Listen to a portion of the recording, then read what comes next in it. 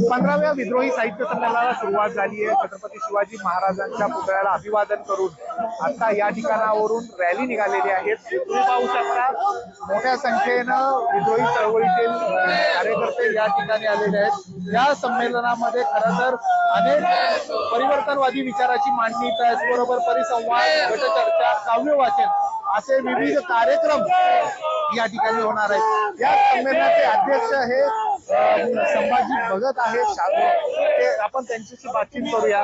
दादा, या संमेलनाचे तुम्ही अध्यक्ष आहात, काय सांगाल? क्रांतिकारकांचा जिल्हा आहे आणि या जिल्ह्यात हे 15वं साहित्य संमेलन होत आहे। तुम्ही शाहीर आहात, अनेक शाहिरियत मधून तुम्ही या सातारा जिल्ह्याचा इतिहास असेल तो मांडलाय। आज काय कशा पद्धतीने तुम्ही या ठिकाणी संमेलनाचा अध्यक्ष आहात, काय सांगाल?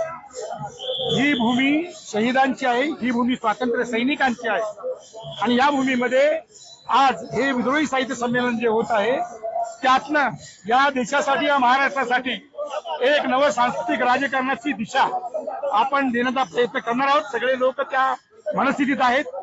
या देशामध्ये, या महाराष्ट्रामध्ये प्रति सरकार उभं करणारे क्रांतिसिंह नाना पाटील यांची 125वी जयंती सुरू आहे, म्हणजे सेंटरनी चालू आहे। तर त्या क्रांतिसिंह नाना पाटलांच्या विचारांचा गजब आणि पुनश्च त्यांना आठवण करून एक नवं वातावरण या देशात तयार करण्याचं काम आम्ही करणार आहोत। ते फक्त संस्कृतीच्या आणि सांस्कृतिक राजकारणाच्या दिशेने नव्हे, तर या देशामध्ये जे जे पिळलेले, दडपलेले जे मानव समूह आहेत त्यांचे जे भौतिक प्रश्न आहेत त्याच्यावर सुद्धा इथे विचार होणार आहे। म्हणजे फक्त संस्कृतीचं नाही, तर आपले जे जीवन मरणाचे प्रश्न आहेत त्याच्यावर सुद्धा परिसंवाद आणि चर्चा होणार आहे। ह्या साताऱ्याबद्दलचं तुमचं एक वेगळं नातं आहे, त्या नात्याबद्दल काय सांगाल? या ठिकाणी आल्यानंतर तुम्हाला एक छान वाटतं, दरवेळी तुम्ही आल्यानंतर या ठिकाणी व्यक्त होत असतं, काय सांगाल? माझी ही जन्मभूमी आहे आणि माझी आई आहे। आईच्या कुशीत पोहल्यानंतर कसं वाटतं, मला तसं वाटतं आहे।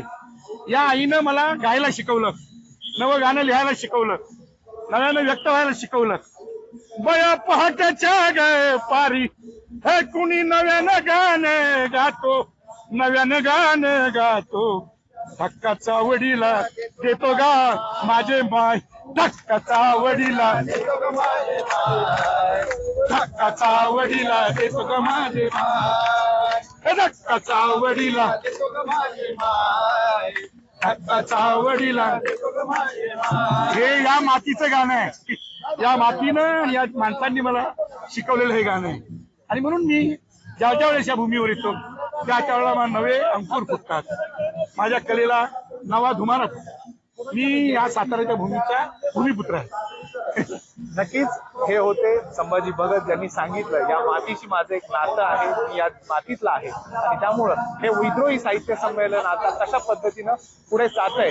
2 दिवस हे संमेलन या ठिकाणी होत आहे। आज आणि उद्या या 2 दिवसात या संमेलनामध्ये अनेक चर्चासत्र घडणार आहे। तुषार तपासे, झी मीडिया, सातारा।